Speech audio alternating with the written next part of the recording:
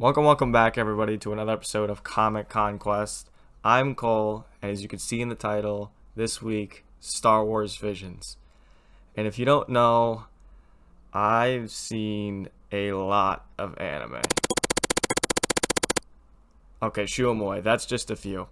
And it puts me in a unique perspective on Star Wars Visions. And I mean, we'll get straight into it with a classic Comic Conquest tier list of the episodes. We'll get right into it. 9 spots, 9 episodes. Number 9, Akakiri.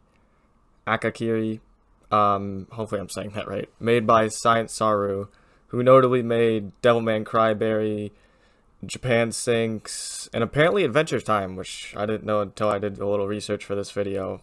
So big ups, Science Saru. 8, Tatooine Rhapsody, Studio Colorido, hopefully I said that right also, which did work on Batman Ninja, Burn the Witch, and Pokemon Twilight Wings, which I actually kind of really like. 7, we're going to keep moving through these. These are, of course, non-spoilers. We'll talk about it later. 7, Obi-Wan, Science Saru again. Of course, I already said the works they done. 6, this is a controversial one. The Twins, Studio Trigger, who of course did Kill la Kill, Darling in the Franxx, Promare, Little Witch Academia. I'm sure there's many more I'm not naming off. 5, another controversial one probably. Lop and Ocho, Geno Studio, I don't know if I can say it. Please help me. They most notably made Golden Kamuy and Genocidal Oregon. For those that don't know, I know that sounds so weird. But that's a pretty normal anime name considering their shows like Do You Love Your Mom and her 2-hit multi-target attacks. So take it with a grain of salt. 4 though, The Duel, Kamikaze Doga. Hopefully I said that right too. Of course, which if I didn't mention this, I'd be murdered, but they made JoJo's. I'm sure I'll be attacked for not watching that. 3, The Village Bride, Cinema Citrus, I don't know how to say it. They're known for Shield Hero, Made in the Abyss, Brakamon, and many more stuff. 2, The Elder, Studio Trigger, of course, as I previously mentioned, Kill la Kill, Darling in the Franxx, etc. And the big number 1, The Ninth Jedi by Production IG. Of course, a big name studio. They've done stuff from End of Evangelion, Ghost in the Shell, Psycho Pass, Haikyuu, Kuroko no Basketball, Attack on Titan, I think FLCL. And that pretty much sums up the tier list. Take a look, final results. And I seriously recommend you guys watch it on Disney Plus. I think it's great. I hope there's a season 2. And now we can get into the spoiler stuff and the gripes that I have. Before we break down each episode, I want to talk about my main gripe, which was how this fits canonically into the Star Wars universe. And you'll see that within each episode. So we'll start off with what I ranked 9th, Akakiri. The animation in this episode was okay. It wasn't my favorite style. The fight scenes were okay. But where this episode really shines, I think, is the scenery and some of the culture, and that keeps popping up through this series, as you'll see in some of the other episodes I ranked. But Akakiri, the story's okay. A Jedi and a princess fallen under siege. I've already heard it. It's called Obi-Wan and Satine. Hello there. But besides that, the twist at the end's okay, and it kind of has a dark ending. But what I like about this episode is that I could see this fitting into the Star Wars universe. And some of the other episodes have struggled with that. So we'll move on to what I ranked 8th. Shouldn't be surprised. Tatooine Rhapsody. This was an interesting episode. I kind of like this Lost Padawan aspect. Of course, I'm going to keep talking about how this fits in the Star Wars universe. I could see this happening. I think it's just kind of funny about the whole band and Jabba's cousin or whoever the Hutt is. We get Boba again, which is just kind of funny. But my main gripe with this episode is I'm not a huge fan of the animation for Star Wars. This doesn't look like Star Wars to me.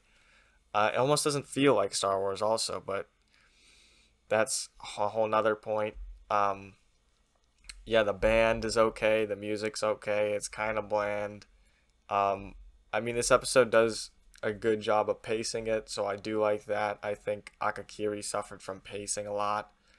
Um, but yeah, this is more, the story is more Star Wars, but I don't like the look and how it feels. That doesn't really feel Star Wars to me, if that makes any sense. Um, this was an okay episode too, if we're being honest. Next up, of course, Obi-Wan. Shout out Obi-Wan. This episode, super anime, great fight scene at the end. Um, this is really like an Astro Boy story, Pinocchio maybe. Robot wants to be a Jedi. Um, and the story here is pretty decent. A runaway Jedi, I assume, of course, after Order 66, hides out on this desert like planet trying to put life back into it, and we see Obi-Wan, a little robot creation who has the power of the Force, kind of, and he dreams of leaving this planet, which is Star Wars to the core. And we see him kind of develop some skills, I guess. I mean, it's just super anime where they just defeat him.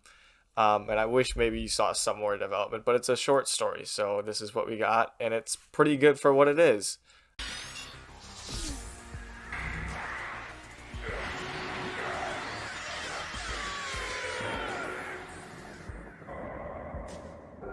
Number 6, the most controversial and probably the twins, Studio Trigger.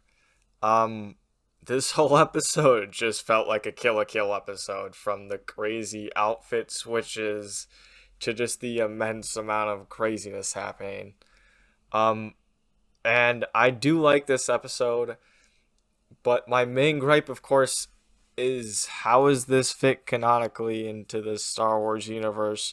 What's happening here? Why are these twins in space? Why are they making some super gun? Um, but besides that, the fight scene's pretty good. It's also super anime. It's not very Star Wars. I mean, the way the outfit switches up, it's just a whole lot. And you may say, Cole, this is Star Wars Visions. It's the Star Wars anime. It's supposed to be super anime. And I understand that. And as an anime fan, as some isekai trash, I like anime, of course. But sometimes it's just hard for me to get into the story when it doesn't make sense with Star Wars, because how did these twins get with the Empire? How have we never heard of this before?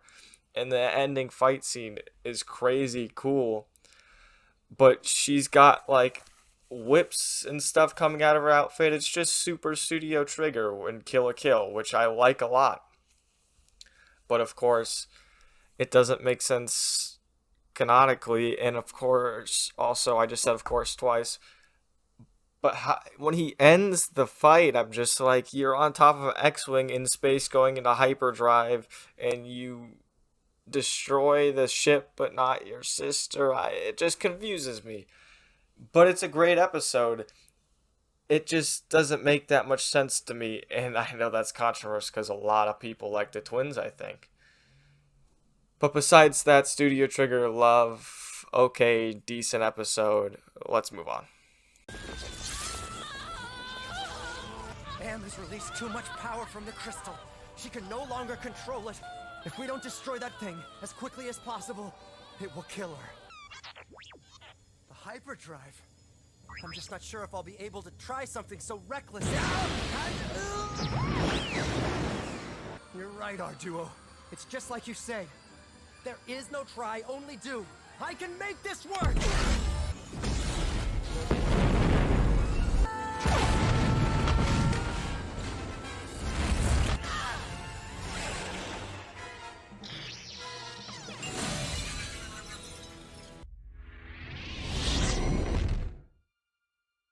And moving on, number 5, La Pinocho, Geno Studio.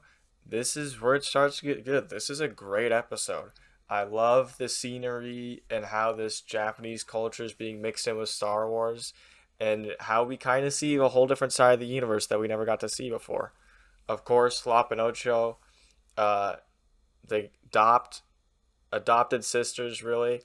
Um, and it's really a story about that. The sisters kind of are divided, and even though Lop is not really part of their family, she gets accepted as that. And we get to learn about the history of Jedi on this planet and with this family, and of course, passing down the lightsaber, which I think is great and a great idea. Um, Something I don't think we really get to see a lot in Star Wars is some of these smaller families in Jedi, because, of course, there was like thousands and millions of them. So, of course, these artifacts got to be somewhere. Um, but besides that, great scenery, great fight. I don't really like the furry thing, but I guess it's whatever it makes it um, like Ahsoka, where you could relate to the character no matter what. Um, but besides that, my biggest gripe with this episode is the lightsaber at the end when she cuts her sister and she just gets up, because that's not how lightsabers are supposed to work. And it's also in the Elder, I think this happens, and I'll talk about that in a bit. But this is a great episode besides that. Also, the lightsaber design is super dope, with the lettering even on the blade when it's ignited, which I think is sick. So overall, great episode, great scenery, and we start to unravel more of this Japanese culture mixed with Star Wars, which I really like. Emily! My real sister! I won't give up!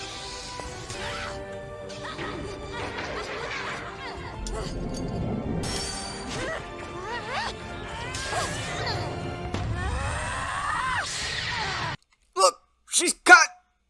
She should be gone! Falls off! Nah, never mind. She's just chilling on top because lightsabers mean nothing to Disney. A trained force user cut this guy's spine in half and he's still walking. Number 4, The Duel from Kamikaze Doga. This is the first episode in the series, and I think it's a pretty standout one.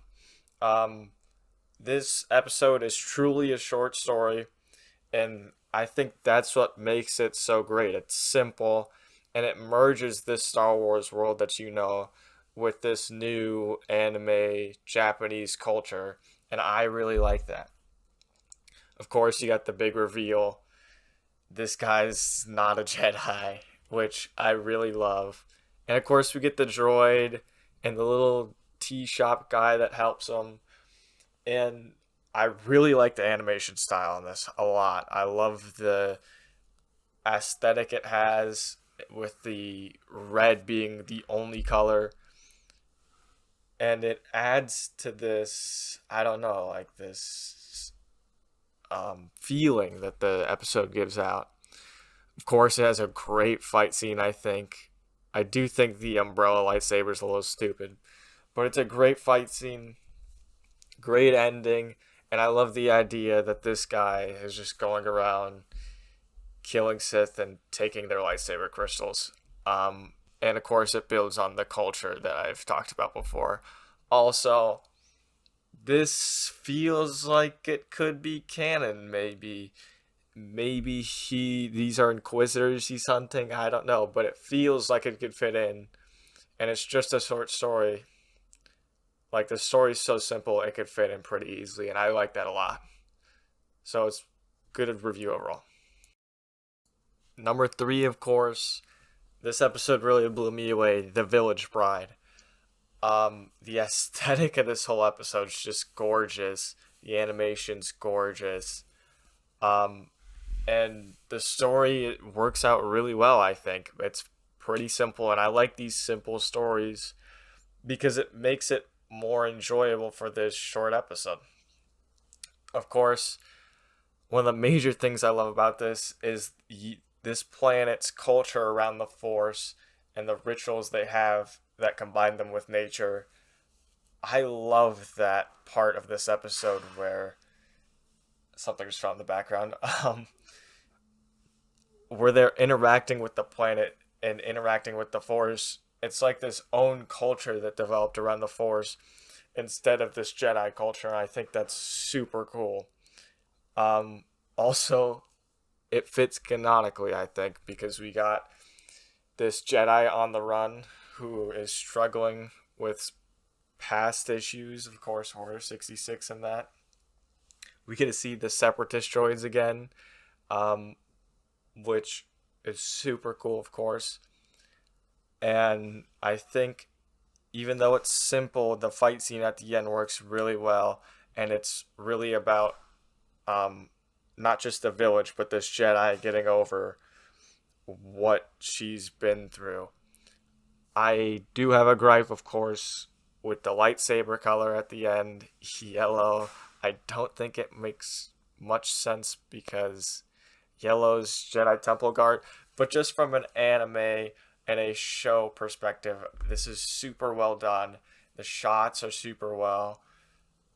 They're super good looking, I should say. Super well doesn't make much sense. And this feels, of course, like Lop and Ocho, where it's this other part of this universe that we never got to explore, and I really like that. The story and the village that it's centered in, and the development they have with the Force and planet, it feels like something that would be part of this universe, and it makes sense to me.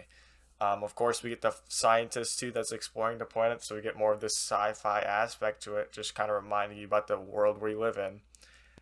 And yeah, this episode's great. I've rewatched it multiple times now, and I arguably would put this higher. What are you? I am a Jedi.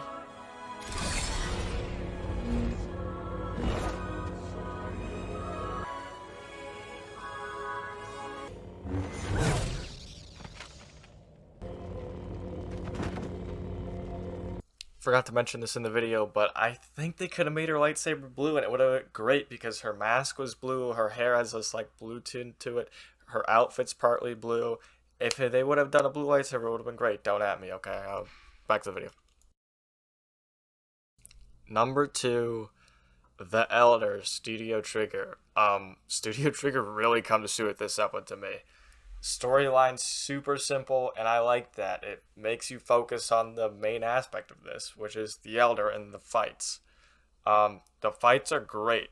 I really like the idea of the Elder. He fights also with a different style than we've ever seen, and I like that a lot. It's this Japanese style of fighting, which I guess lightsaber fighting is kind of based off of already, but we've never seen someone in a live action series or even Clone Wars fight like this, and I really like that. Also, I should mention the voice acting is great in this, and not just this episode, but all the Vision episodes have some standout voice actors. I've done this, I've watched this in dub, which I know is kind of heresy for anime fans. But this cast was so standout, I just wanted to see how it was. And the cast is pretty good in English, as in Japanese also. But the Village Elder, or not the Village Elder, the Elder. This episode is great. I think the fight scenes are great. The story is great, and I would watch more of this Padawan and Master dynamic. Of course, David Harbour voices the Jedi Master. I think he does a great job of portraying this calmness of the Jedi as he's fighting such a terrifying foe such as the Elder. But of course, my gripe with this, I mentioned earlier, is the lightsaber that cuts the Padawan Dan. I think it's Dan. Dan should be dead, bro. But he's not. So, I mean, it's whatever. They want to leave it open-ended probably just in case they get a season 2 and we get a continuation of some of these stories. But this fight scene's great, and the way they end it is unique. And I really like that. It's just simple and Star Wars fighting goodness for my monkey brain to turn off and just watch and enjoy. Yeah, that's basically it. I don't know. I think it's really good. And I think people actually have this, like, people didn't really like this episode, but I think that's controversial or whatever. It's been completely destroyed. Completely. Well, so much for trying to find a clue in what's left of that. Perhaps he was once part of the Sith, but then somehow broke away. If I had fought him when he was in his prime, the results may have been much different. He couldn't win against the weakness that comes with age. No matter how powerful you become, no, it will not last forever.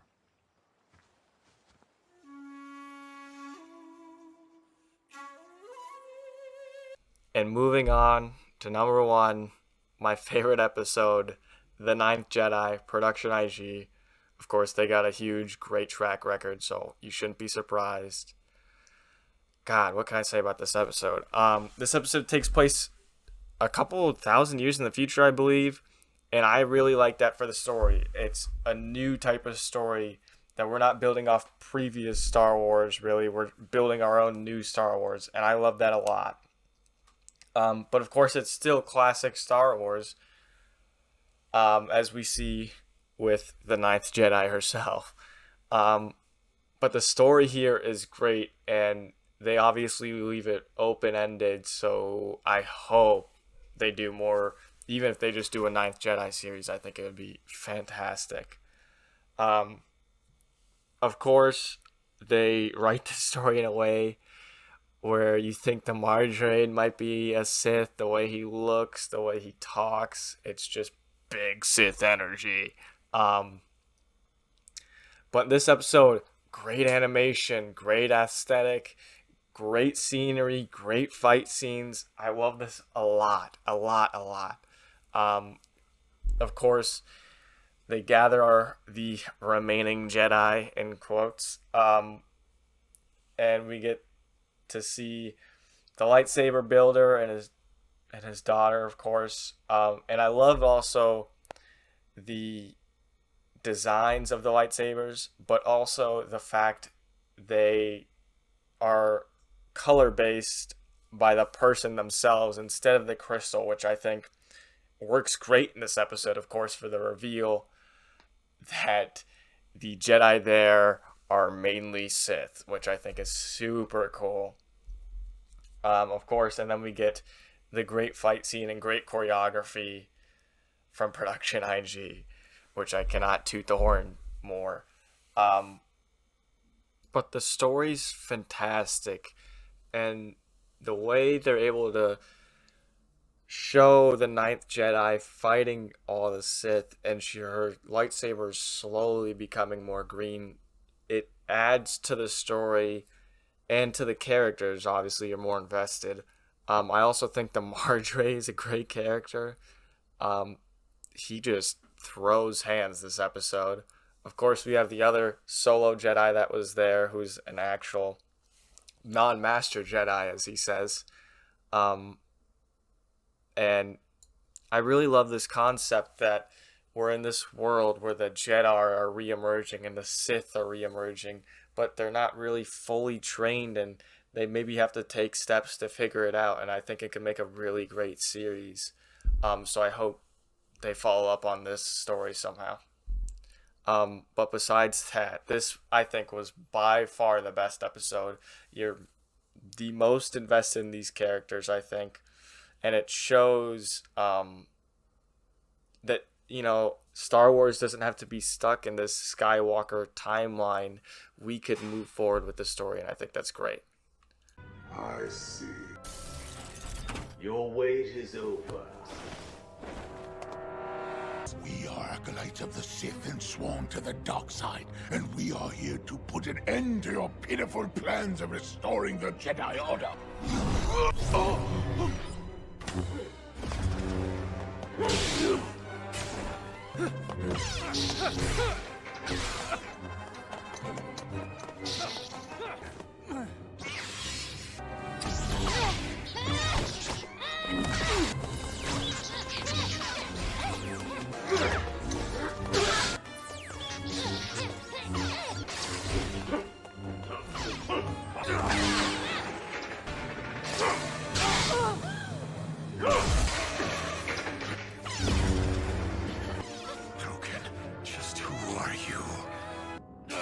I think that about wraps up this video. I want to thank you guys all for watching. And I think that Disney Plus and all the studios included did a great job on this series. Good fight scenes, great music, good voice acting, English and Japanese. I love the way some of these episodes shine a light on some of the different parts of the universe of Star Wars we might have never seen. And I hope we get a season 2 of this, or a continuation of some of these stories. I mean, I've seen my top 5 episodes multiple times now during the filming of this video, and I think they're all great episodes. I think that about wraps it up. Thanks guys for watching, and may the Force be with you. You're trash, Brock.